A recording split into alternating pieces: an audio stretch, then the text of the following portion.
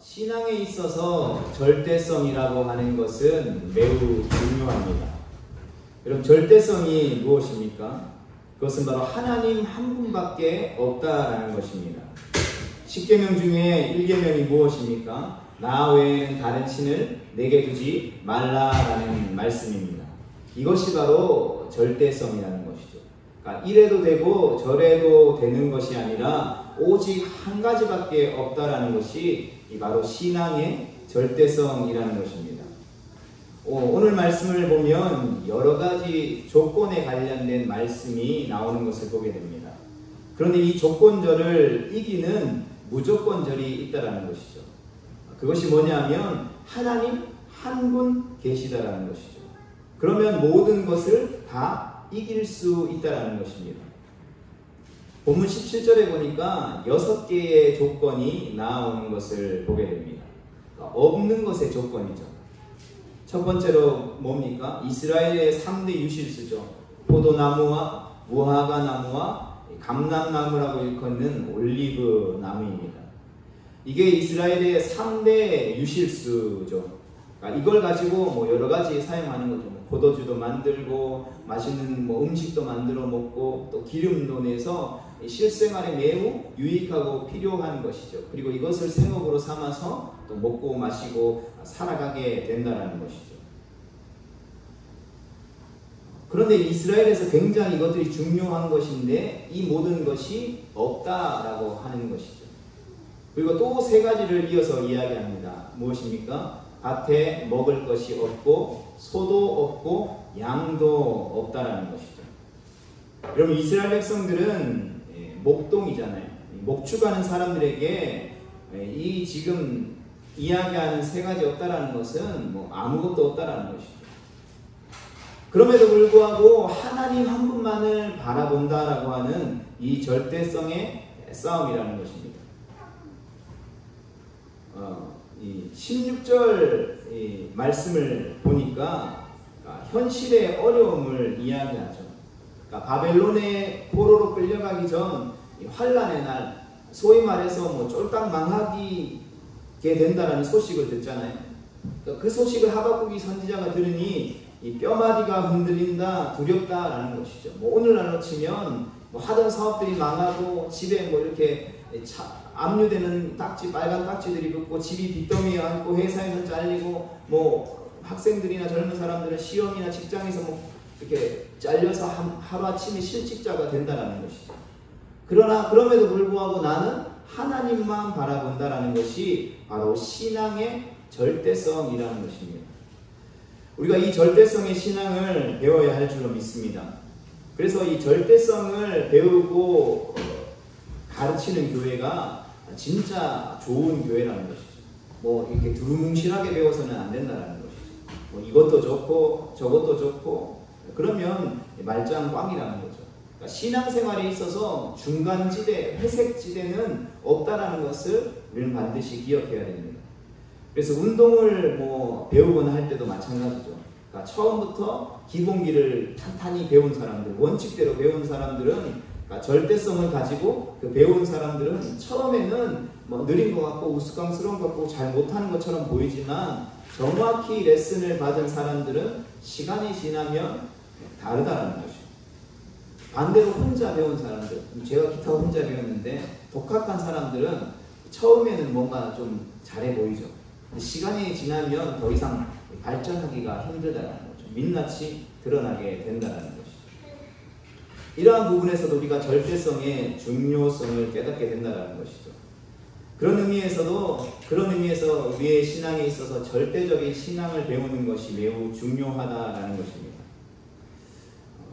제가 처음에 신앙생활을 할 때 제가 부모님이 제가 고등학교를 올라가면서 단양으로 포장마차를 하시려고 이사를 가셨습니다.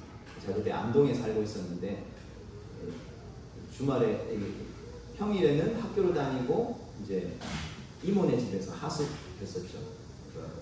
이모라고 하면 이제 그 동부교회 임정규 장로님 그 집에서 하숙을 한 거죠.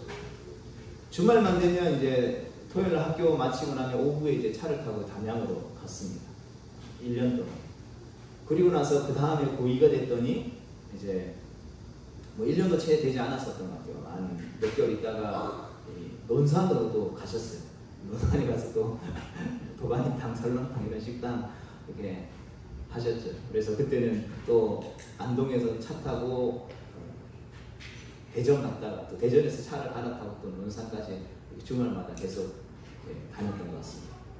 그리고 고등학교 2학년 아마 이맘때쯤인 것 같아요. 그래서 구미로 하나님이 저희 가정을 이끄셔서 이제 지금의 인동 지역으로 이제 이사를 오게 됐죠. 뭐 그때도 당연히 주말마다 계속 이렇게 올라와 왔습니다. 그리고 제가 이제 20살이 되고 이제 대학을 가게 됐는데, 대학을 갔어도 이제 대구에서 이렇게 기숙사 생활할 때도 주말마다 이제 계속 이제 집에 내려왔다라는 거죠. 그러니까 뭘 말씀드리려고 하냐면, 왜 주말마다 내려왔겠습니까? 주말에 교회를 가야 되기 때문에 내려왔죠. 제가 이제 15살, 중학교 2학년 때 세례를 받긴 했지만 사실 신앙이 있거나 뭐 어떤 신앙생활을 계속 해 오진 않았던 거죠. 그럼에도 불구하고 주말이 되면 항상 부모님이 계시는 곳에 가서 부모님과 함께 교회를 갔었죠. 왜 갔을까요? 제가 가고 싶어서 간 건 아니라는 거죠. 주말에 집에 가야만 한 주간을 살아갈 수 있는 용돈을 부모님이 주시니까 어쩔 수 없이 교회 간 거죠. 그래서 예배 다 드리고 오후 예배까지 다 드리고 나면 이제 저녁에 이제 다시 학교로 돌아가거나 기숙사로 돌아갈 때 이제 한 주 살아갈 수 있는 용돈을 주시는 거죠. 그거 하나 보고 사실 예배 드리러 갔던 것 같습니다. 근데 이게 습관이 되니까 저는 이제 뭐 군대 가서도 이제 휴가를 나올 때 항상 이제 뭐 청년부 수련회에 맞춰서 뭐 여름 성경학교에 맞춰서 이렇게 계속 나오게 되는 거죠. 뭐 어떤 면에서는 율법주의라고 생각할 수도 있겠지만 저는 긍정적으로 바라봐서 절대성이라고 생각합니다. 그래서 이 지난 시간 하나님께서 저의 삶을 이끌어 오셨던 길들을 돌아보니까 이것이 이러한 절대성을 가지고 왔었던 것이 넘어질 때도 다시 일어설 수 있는 힘이 되더라는 것이죠. 그래서 어떤 면에서는 율법적이고 강압적인 것일 수도 있었겠지만 그 모든 그 절대성을 기르는 습관들이, 훈련들이 은혜였다라는 것을 깨닫게 되어지는 것이죠. 그렇다면 우리가 배워야 하는 신앙의 절대성의 핵심은 무엇입니까? 규칙적인 기도와 예배, 그 언약 백성의 성도의 특징은 무엇입니까? 그것은 바로 규칙적으로 하나님 앞에 예배 드린다는 것이죠. 목숨 걸고 죽어라 예배 드린다는 것이죠. 아브라함과 야곱과 이스라엘 백성들의 역사, 그러니까 절대적인 믿음이라는 규칙적인 예배와 기도에 달려 있다는 것입니다. 그리고 베드로와 요한이 예수님의 그 십자가 사건 이후에 뿔뿔이 물고기 잡으러 돌아갔다가 다시 한 번 더 부활하신 주님을 만나고 마가의 다락방에서 약속하신 성령을 기다리고 성령을 받은 이후에 그들이 성령 받은 이후에도 여전히 그들은 유대인들의 정해진 기도 시간에 기도하러 올라갔다는 것이죠. 그들의 삶 가운데 변화되어질 수 없는, 바뀔 수 없는 절대성이 있었다는 것입니다. 이렇게 절대성을 가지고 예배드리고 기도할 때에 우리의 자아들이 깨어지는 것이죠. 그러니까 그렇지 않으면 절대 우리의 자아가 깨어지지 않는다는 것이죠. 철저하게 하나님 앞에 순복하는 은혜가 필요하다는 것입니다. 그래서 신앙생활을 하면서도 내가 원하는 대로, 내가 하고 싶은 대로 하는 사람들은 시간이 지날수록 그 신앙이라는 그 울타리 안에서 더욱더 우리의 자아가 단단하게 형성되어져서 마침내 하나님이 기뻐하시는 믿음의 장성한 분량으로 성장하는 것이 아니라 교회를 대적하는 세력들로, 사람으로 자라나게 되더라는 것이죠. 우리의 삶에 있어서 규칙적인 예배와 기도의 생활이 중요한 이유는 그래야 우리의 삶의 기본값이 바뀐다는 것이죠. 우리의 삶의 기초가 바뀐다는 것입니다. 그러니까 위기가 오면 기본값으로 돌아가죠. 뭐 이렇게 컴퓨터를 뭐 이렇게 사용하다 보면 뭐 컴퓨터가 한 번씩 오류가 나서 작동 불량이 될 때 뭘 합니까? 뭐 전원을 껐다 키거나 아니면 컴퓨터를 살 때 그 컴퓨터 안에 깔아줬던 초기화시키는 그 프로그램을 작동시키면 다시 기본값으로 돌아가는 것이죠. 그러니까 기본값을 바꿀 수 있는 것이 바로 신앙의 규칙이라는 것이죠. 하나님의 말씀으로 돌아갈 수 있는, 그래서 기도하는 사람들에게 역사가 나타나는 이유가 바로 여기 있다는 것입니다. 지금 이 하박국이 절대성으로 변화되어져 가고 있는 과정들을 우리가 보고 있다는 것이죠. 그러니까 1장에서 하박국이 질문하는 선지자라고 했습니다. 하나님 왜 일 안 하세요? 악인들이 세상에 이렇게 득실되고 악인들이 형통한 삶을 사는데 왜 하나님이 일 안 하시고 하나님의 백성 의인들을 이렇게 내버려 두십니까? 라고 하나님을 원망하게 되죠. 그런데 3장으로 넘어오게 되니까 하박국의 모습이 어떻게 변화합니까? 기도하고 하나님을 찬송하게 되더라는 것이죠. 절대성이죠. 그러니까 기본값이 바뀌었다는 것입니다. 기본이 우리의 삶에 신앙에 있어서 기도고 찬송이라는 것이죠. 그리고 이런 기도와 찬송이 가득 차 있는 사람은 세상이 감당할 수 없다는 것이죠. 그래서 성도에게 있어서 이 세상을 살아가는 최상의 능력은 바로 기도와 찬송과 예배라는 것입니다. 바라기는 우리 모두가 이러한 절대신앙으로 다시 한 번 더 무장할 수 있는 믿음의 백성들 되어질 수 있기를 주님의 이름으로 축복합니다. 그러면 강해지고 승리하게 되고 삶에서 많은 열매들을 거두게 되는 하나님의 백성으로 든든하게 설 수 있게 된다는 것입니다. 그렇다면 이 절대성을 기르기 위한 방법은 무엇이겠습니까? 첫 번째로는 시선입니다. 항상 하나님을 바라보는 것. 그리고 두 번째로는 결단입니다. 일상에서 쓰면 순종이라는 단어로 바꾸어 쓸 수 있겠죠. 그러니까 이것이 절대성을 강화할 수 있는 수단이 될 수 있다는 것이죠. 네, 한 가지씩 함께 살펴보겠습니다. 첫 번째로는 시선입니다. 그러니까 시선은 어떠한 문제와 상황과 환경을 바라보지 않고 하나님을 바라본다는 것이죠. 지금 하박국이 살아가고 있는 시대가 여호야김 시대이죠. 이스라엘 백성들 이 하박국의 시대 가운데에 22년 6개월 동안 왕이 4번 바뀌게 되죠. 11년 동안 통치했던 왕이 2번, 3개월 동안 2번, 호스와디 왕이 세워진 거죠. 이때 시작할 때가 바로 하박국 선지자가 활동했던 시대입니다. 안정적인 그러한 상황이 아니었겠죠. 너무나도 혼란스럽고 이제 포로로 3차에 걸려서 끌려갈 일만 남은 상황이라는 것이죠. 그러니까 나라와 정치와 사회 문화에 있어서 얼마나 종교까지도 얼마나 많은 문제투성이 있겠습니까?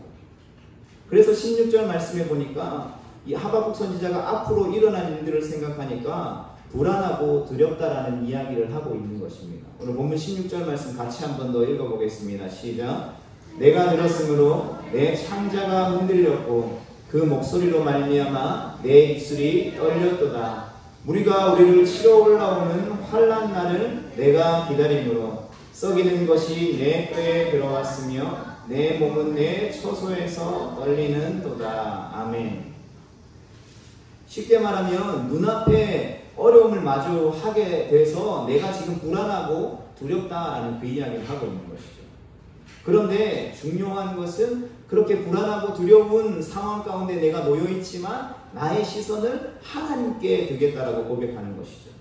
여호와 하나님으로 말미암아 기뻐하고 여호와는 나의 힘이라고 선포할 것이다 라고 고백하는 것입니다. 그러니까 모든 시선을 상황과 형편과 환경, 나를 두렵게 하는 것으로부터 돌이켜서 하나님께로 향하는 것이죠. 나는 오직 하나님께만 시선을 두겠습니다. 이게 하박국이 가지고 있었던 절대성이라는 것이죠. 하박국의 삶 가운데 하나님이 역사하셔서 그를 성장시킴으로 말미암아 가지게 했던 절대성이라는 것입니다. 그러면 살게 되는 거죠. 죽으나 사나 하나님만 바라보겠습니다 하면 산다는 것입니다. 신약에 와서는 누구이겠습니까? 사도행전에 나오는 스데반 집사님이죠. 돌에 맞아 죽는 상황에서도 어떤 자신을 돌로 쳐서 죽이는 사람들과 그 돌이라는 두려움에 함몰되고 사로잡히는 것이 아니라 눈을 들어 하늘의 시선을 두잖아요. 그리고 보좌 우편에서 자신의 영혼을 받아주시는, 기뻐하시는 그 예수님을 바라보는 것, 그것이 바로 이 신앙인에게 필요한 우리가 배워야 할 절대성이라는 것입니다. 우리도 그렇다면 언제나 하나님의 영광 가운데 승리하는 삶을 살 수 있다는 것이죠. 여러분, 땅의 문제를 가지고 하늘을 바라보는 그림 같은 이미지가 있습니다. 그것은 바로 높이 뛰기를 하는 사람들의 모습이죠. 이 포스베리 플롭이라는 사람이 있습니다. 1968년에 올림픽에 나가게 된 미국인 높이뛰기 선수죠. 사실 후보에도 못 들었던 사람이죠. 그러니까 당시에는 사실 2m도 뛰지 못하던 시절이었습니다. 그런데 어느 날 이 사람이 이상하게 뛰기 시작하는 거예요. 그러니까 이 포스베리 플롭이라는 사람이 높이뛰기를 하기 전까지 높이뛰기 하는 사람들이 어떻게 뛰었습니까? 지금 그림에 보는 저런 모습이 아니라 이렇게 앞으로 뛰었다는 거죠. 달려가서 발을 굴러서 이렇게 앞으로 앞구르기 하면서 이 높이뛰기를 했다라는 것입니다. 배면뛰기라고 하는 이것을 창시한 사람이죠. 이 사람이 이상하게 이렇게 뛰고 나서 2m 27cm를 뛰게 되고 우승하게 됩니다. 올림픽에서. 그 다음 올림픽이 미넨 올림픽 72년 40명의 선수 중에서 28명이 이 배면뛰기로 변경하게 되죠. 그러니까 흐름을 바꾸어버렸다는 것입니다. 이 높이뛰기에. 그러니까 마지막으로 앞으로 뛴 사람이 88 서울 올림픽에서 단 한 명만. 지금은 이렇게 앞으로 뛰는 사람 없다라는 것이죠. 그러니까 혁명적인 사건이었다는 것입니다. 이런 왜 높이 뛸 수 있을까요? 과학적으로 접근하자는 것이 아니라 영적인 문제, 시선으로 바라보면 땅의 문제를 하늘을 쳐다보면서 해결하는 어떤 중력의 문제들을 해결하는, 그러니까 나는 땅에 문제가 있어도 내 시선을 땅에 두는 것이 아니라 그 문제에 두는 것이 아니라 하늘에 둘 거야 라고 하는, 어려움을 당해도 나는 하나님 한 분만을 바라볼 거야 하는 그 절대성을 가지게 되었더니 승리할 수 있었다라는 것입니다. 우리의 인생도 그래야 한다는 것이죠. 인생을 살아가면서 마주하게 되는 그 수많은 문제들 가운데에 우리가 하늘을 바라보면 마치 배면뛰기 하는 것처럼 땅의 문제를 가지고 점프해서 하늘을 바라보게 되면 뛰어넘을 수 있는 능력이 생긴다는 것이죠. 영적 포스베리 스타일이 우리 가운데 필요하다는 것입니다. 땅의 문제를 하늘을 바라봄으로 해결하는 우리 모두가 되어질 수 있기를 축복합니다. 그러한 절대성을 가진 성도들이 되어질 수 있기를 주님의 이름으로 축복합니다. 그 다음에 나오는 말씀이 앞에서 언급했던 6가지 조건들이죠. 없다라고 하는 조건들. 오늘날도 마찬가지인 것 같습니다. 처음에 이런 이야기들이 막 매스컴을 통해서 나올 때 요즘 젊은 세대들이 삶에서 3가지를 포기한다. 몇 년 지나더니 또 5가지를 포기한다. 그래서 요즘에는 7가지를 포기한다. 그것도 더 넘어서 삶을 이렇게 쪼개고 나누어서 살아갈 수밖에 없는 나노 세대가 오늘 젊은 세대들이다라고 표현할 정도로 아무것도 할 수 있는 꿈도 희망도 다 포기해야 하는 그런 만하고 똑같은 것이죠. 아무것도 소망이 없다라는 것입니다. 그래도 그의 시선은 어디에 있습니까? 하나님께 있다는 것이죠. 이 3가지 유실수에 대해서 말씀드렸죠. 없어서는 안 될 삶의 기초적인 기반들. 그게 없다라는 것이죠. 삶에 뭔가를 시도해 볼 수 있는 그런 소망이 없다라는 것이죠. 그럼에도 불구하고 하박국이 뭐라고 고백합니까? 하나님만 바라보겠다라는 것이죠. 그리고 밭에 소출도 없다라고 하는 거죠. 농사의 의미보다는 이 양과 소에게 먹일 수 있는 목초지가 없다라는 것이죠. 그래서 양과 소가 먹을 게 없는 거죠. 그러니까 이 하박국이 살아가고 있던 시대에는 삶의 기반이 다 무너져 버리고 실제로 내가 먹고 사는 생업에도 붕괴와 실패가 일어나서 도저히 생존이 불가능한 상황.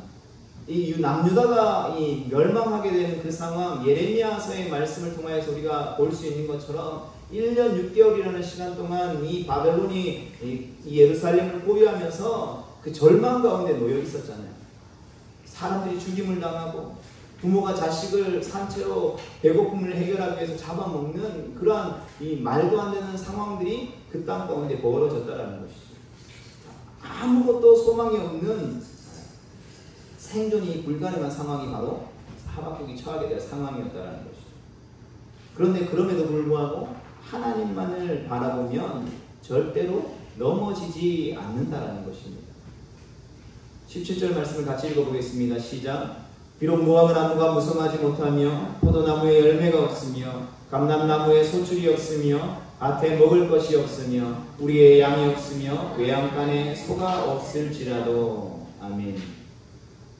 사도행전 3장에도 보면 우리가 잘 아는 이야기를 통해서 없는 것과 있는 것에 대한 이야기가 나오죠. 베드로와 요한은 없는 것과 있는 것 중에 성령 받은 이후에 있는 것을 봤죠. 그러니까 없는 거 바라보지 말고 내게 있는 것을 바라보았더니 기적이 일어나죠. 발목과 발에 힘을 얻어서 일어나서 하나님을 찬양하고 하나님 앞에 영광 돌리게 되는 놀라운 기적의 사건들. 이 시선이 중요하다는 것이죠. 뭘 바라보느냐가 중요하다라는 것입니다. 오늘날 우리는 무엇을 바라보고 살아갑니까? 오늘날 교회를 보면 교회에서 우리는 무엇을 바라봅니까? 어떤 교회의 건물이 크고 교회 프로그램들이 화려하고 많은 사람들이 모이느냐에 관심이 있습니까? 그런데 그 큰 교회 안에 하나님을 바라보는 시선과 절대성이 없다면 세상의 소금인 교회가 맛을 잃어버리면 쓸데없이 밖에 던져져서 다만 밟힐 뿐이라는 것이죠. 얼마 안 돼서 다 떠나게 된다는 것이죠. 이래서 안 되고 저래서 안 되고 이것 때문에 실망이고 저래서 실망이라고. 우리의 모습이 그러한 모습이 되지 않기를 축복합니다. 성도의 진정한 맛은 주님을 바라보는 것이 있다는 것이죠. 주님을 바라볼 수 있기를 축복합니다. 두 번째로는 결단입니다. 이 순종의 결단을 이야기하는 것이죠. 순종에 조금 더 가깝다고 표현할 수 있을 것입니다. 우리의 신앙인의 삶은 직선의 삶인 것 같습니다. 이 점에서 또 다른 점을 찍는 것. 그러니까 어느 순간 점을 찍는 순간 우리는 직선을 향해서 달려갈 수 있다는 것이죠. 우리의 인생 가운데 시시때때로 점을 찍어야 할 때가 있는 것 같습니다. 그것이 순종의 결단이라는 것이죠. 순종의 결단을 해야 할 때가 있다는 것이죠. 순종하면 우리 인생의 방향이 바뀌는 것 같습니다. 어떠한 하나님이 찍게 하시는 점을 찍어놓고 또 다른 하나님이 이끄시는 곳을 향하여서 우리의 점을 찍으면 방향성이 생기는 거죠. 그리고 2번 순종하면 도약하고 3번 순종하면 기적을 맛보게 된다는 것입니다. 그런데 우리는 하나님이 그렇게 우리 가운데 보여주시는 그 방향을 향해서 점을 찍지 않기 때문에 어쩌면 우리의 신앙에 있어서 우리의 삶에 있어서 어떤 진보들을 경험하지 못하게 되는 것 같습니다. 점을 찍어야 그 점을 바라보고 선을 긋고 나아갈 수 있는데 그것이 순종인데 그러한 결단이 있어야 되는데 그러한 결단들을 하지 못한다는 것이죠. 다윗이 하나님만 바라보고 있지 않았습니다. 다윗은 하나님께 시선을 고정하고 있다가 하나님이 말씀하시고 하나님이 상황 가운데 말씀하실 때 결단해야 할 때 순종해야 할 때가 있으면 그는 삶에서 점을 찍었다라는 것이죠. 그게 동굴에서 도망칠 때 나는 하나님께 순종하기로 결단했습니다 라는 고백을 하게 되는 것을 보게 됩니다. 시편 57편 말씀에 보면 내 마음이 확정되었사오니 내가 노래하고 찬양하리이다. 하나님, 내가 하나님이 내게 주신 그 모든 상황 속에서 내가 주님을 찬양하기로 결단했습니다. 내 마음이 확정되었사오니 라는 표현이 바로 결단했다라는 말이죠. 그러니까 우리의 인생에도 이러한 결단이 필요하다라는 것입니다. 오늘 이제 마지막으로 나누게 되는 이 오늘 하박국의 이야기. 그러니까 위기의 상황에서 나는 하나님만 바라보겠습니다. 그러나 바라보는 것으로 끝나는 것이 아니라 결단해야 한다는 것이죠. 결단하겠다는 것이죠. 주님만을 바라보기로 결단하겠다는 것입니다. 그러니까 우리 신앙에 있어도 순종의 결단이 필요하다는 것이죠. 그러니까 이래도 좋고 저래도 좋다라는 것은 아니라는 것입니다. 하나님만을 섬기고 바라보는 의사결정이 분명한 의사결정이 있어야 된다는 것이죠. 엘리야와 이 바알과 아세라의 선지자들이 갈멜산에서 대결할 때도 이 엘리야가 이스라엘 백성들 가운데 이야기하죠. 어느 편에 설 거냐라고 선택할 때에 이스라엘 백성들이 한마디도 그 엘리야의 이야기에 대꾸하지 않는 것을 보게 된다는 것이죠. 머뭇머뭇한다는 것이죠. 그러나 우리가 하나님만을 섬기고 바라보는 18절 말씀 같이 읽어보겠습니다. 시작. 나는 여호와로 말미암아 즐거워하며 나의 구원의 하나님으로 말미암아 기뻐하리로다. 아멘. 결단하고 결단했다라는 것이죠. 하나님을 중심에서 살기로 결단했다라는 것이죠. 이렇게 결단하고 있어야만 우리의 신앙과 우리의 믿음이 쑥쑥쑥쑥 성장하고 전진할 수 있다라는 것입니다. 그래서 디모데전서 4장 15절의 말씀을 보면 이 모든 일에 전심전력하여 너의 성숙함을 모든 사람에게 나타나게 하라라고 했습니다. 그러니까 우리의 삶의 성장, 믿음의 성장을 모든 사람에게 나타나게 하라는 것이죠. 쉽게 말해 결단하라는 것입니다. 그러니까 오늘 주일이죠. 또 주일 예배에 나오는 참석하는 것도 우리가 결단했기 때문에 나오는 거잖아요. 여러분, 이거보다 더 좋은 세상의 것들이 얼마나 많이 있겠습니까? 내가 원하면, 내가 바라기만 하면, 내가 찾아가기만 하면 예배보다 뭐 더 재미있는 세상의 것들이 너무나도 많다라는 것이죠. 그러나 인생이 절대성을 갖기 위해서는 주님만을 바라보고 결단해야 한다는 것입니다. 예수님의 겟세마네 기도를 기억하시죠? 예수님이 결단하신 것이잖아요. 내 뜻이 아니라 하나님 아버지의 뜻대로 행하겠다고. 인간은 결단하지 않으면 결국은 우리 안에 있는 그 쓴뿌리, 자아들, 자기중심적인 욕망을 추구하면서 늘어지게 되어 있다는 것이죠. 다 귀찮은, 특별히 영적인 것은 가만두면 가만둘수록 처지고 늘어질 뿐이라는 것이죠. 여러분 목사라고 뭐 다르겠습니까? 저 또한 그냥 내버려두면 늘어진다는 것이죠. 가만히 내버려두면 안 된다는 거죠. 계속해서 예배하자고 하고 기도해달라고 하고 말씀을 배우고 싶다라고 해야만 저도 살아날 수 있다는 것입니다. 그냥 내버려두면 내 몸 편한 대로 하는 거죠. 그러면 어떻게 됩니까? 망가지게 된다는 쪽으로 우리 인간은 결정할 수밖에 없다는 것이죠. 죄인인 인간이 자기가 원하는 대로 결정하는 길은 멸망하고 망하고 파괴하는 쪽으로 갈 수밖에 없다는 것이죠. 우리가 살아가는 세상이 이야기하는 게 그거잖아요. 세상이 추구하는 것이 다 그런 것이다라는 것이죠. 인간은 자기 자신이 깨어지지 않는다는 것이죠. 그러니까 나는 그대로 있고 내 주변의 환경들이 바뀌기를 바랄 뿐이라는 것이죠. 우리 교회 이야기는 아니지만 이제 부교육자로 이렇게 교회를 이렇게 사역할 때 보면 특히나 여름이나 간절기 때 보면 이제 교회에 와서 이렇게 춥다고 하시는 분들 많이 있죠. 이렇게 조금 교회가 큰 교회 보면 어르신들도 있고 젊은 사람들도 있고 땀이 많은 사람도 있고 적은 사람들도 있고 에어컨이 이제 세다는 온도도 낮고. 그런데 정작 그렇게 춥다라고 하는 사람들이 앉아 있는 자리가 꼭 에어컨 바람이 나오는 자리에 앉아 있더라는 것이죠. 에어컨 바람이 나오는 앞자리 바로 앞에 앉아 있더라는 것이죠. 소위 말해 지정석이더라는 것입니다. 그러니까 지정석이 아닌데도 그 자리에만 앉는 거죠. 저도 그런 것 같더라고요. 그러니까 뭘 말씀드리고 싶으냐면 에어컨 바람이 추우면 바람이 들어오는 곳으로 가거나 아니면 내가 옷을 입는 쪽으로 내가 변하면 되는데 인간이 그렇지 않다라는 것이죠. 내가 변하고 싶은 것이 아니라 에어컨 바람 주변의 환경이 내가 춥지 않도록 변해주기를 바란다라는 것이죠. 근데 멀리 있는 사람들 오히려 또 덥다라고 하고. 여러분 누구 말을 맞춰야 할까요? 어렵다라는 것이죠. 결국은 자기가 변화되어지면 되는데 우리가 이렇게 이야기를 나누면서 들을 때 그거 어렵겠어 너무나도 쉬운 거니까 다 할 수 있어 라고 생각하겠지만 못한다라는 것이죠.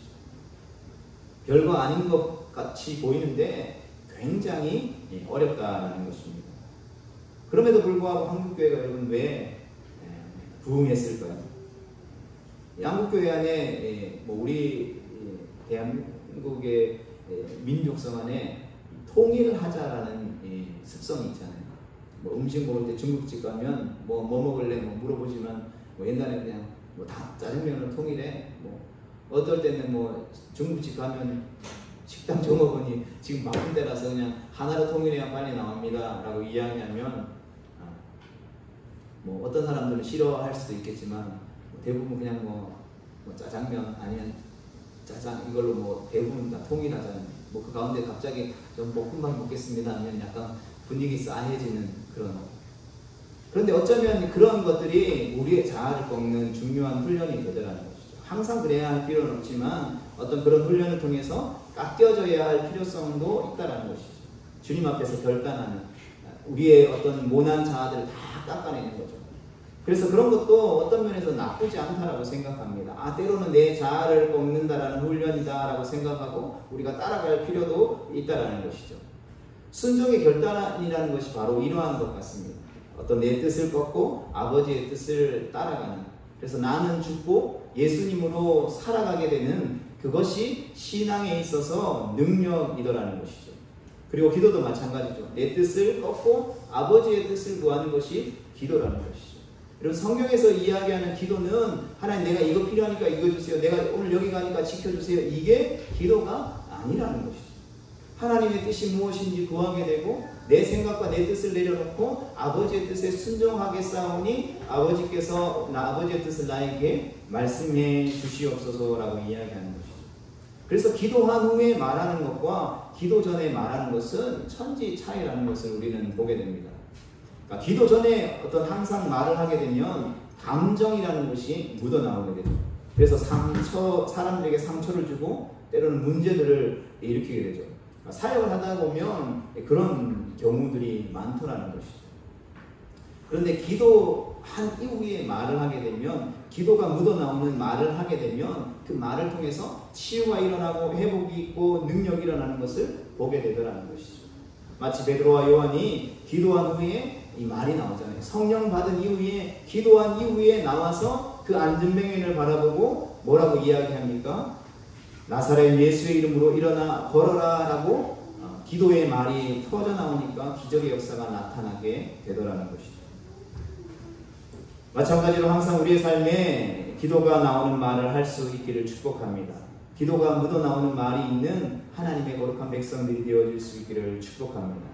그렇게 기도가 묻어나올 때에 이제 하나님이 나의 모든 것이 된다라는, 주 여호와는 나의 힘이다라는 그 내용이 뭐냐면 궁극의 힘이죠. 여호와 하나님이 나의 힘이다라는 궁극의 힘. 그러니까 영어로 하면 everything, 모든 것이 되신다라는 것이죠.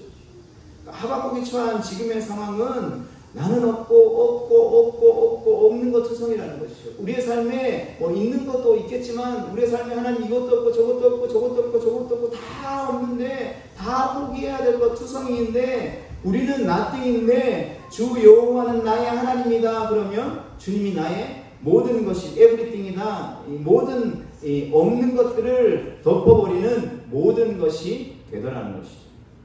그래서 찬미함으로 하나님을 찬송함으로 찬양함으로 일어서게 되더라는 것이죠. 이 하박국 선지자는 이 불가능이라는 것을 상상할 때에 이 사슴을 상상했던 것 같습니다. 절벽을 오르는 사슴. 이스라엘에는 절벽을 뛰어오르는 사슴이 있는데 그게 사슴이 아니라 이 사냥이라는 것이죠. 우리나라에는 없으니까 아마 사슴으로 번역한 것 같습니다. 그런데 실제로 이 하박국 선지자가 불가능을 상상할 때 보았던 사슴은 우리가 생각하는 그 사슴이 아니라 사냥이라는 것이죠.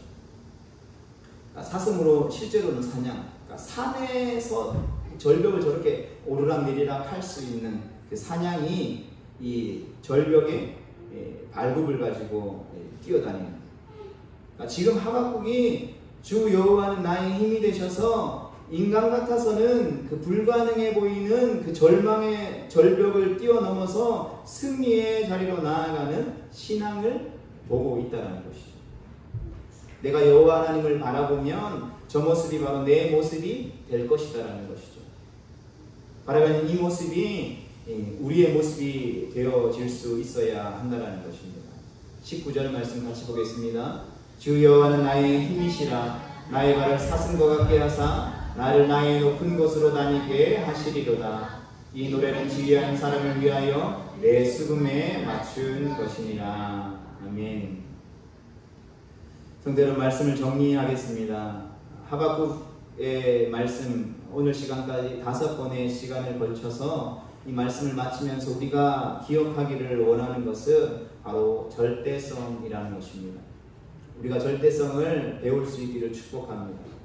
삶의 어떤 문제들과 어려움들과 환난과 고난과 어떤 영적인 슬럼프를 겪는 그러한 상황 속에서도 우리를 다시 일으켜서 하나님을 예배하고 하나님을 기뻐하고 하나님을 즐거워하며 하나님이 우리 가운데에 맡겨주신 그 거룩한 부르심의 사명을 감당할 수 있는 능력의 기본값이 바뀔 수 있어야 될 것입니다. 이 기본값으로 우리의 인생에 질문이 찾아올 때 우리가 자동적으로 주님을 바라보자, 땅의 문제 앞에 하늘을 바라보자, 그리고 주님 말씀하실 때에 나아가고 멈추어서는 믿음의 순종으로 결단하자, 내가 꺾이고 하나님의 뜻을 온전히 붙잡는 우리가 그 영적인 신앙의 절대성을 가지고 사냥과 같이 이 시대의 영적 사냥이 되어서 세상이라는 절벽을 믿음으로 타고 오르며 하나님이 이끄시는 그 가장 높은 곳을 향하여서, 그 높은 부르심을 향하여서, 더 깊은 부르심을 향하여서 나아갈 수 있는 거룩한 성도, 이 산동교회를 통해서 쓰임받는 영적 리더들, 거룩한 신부들이 되어질 수 있기를 주님의 이름으로 축복합니다.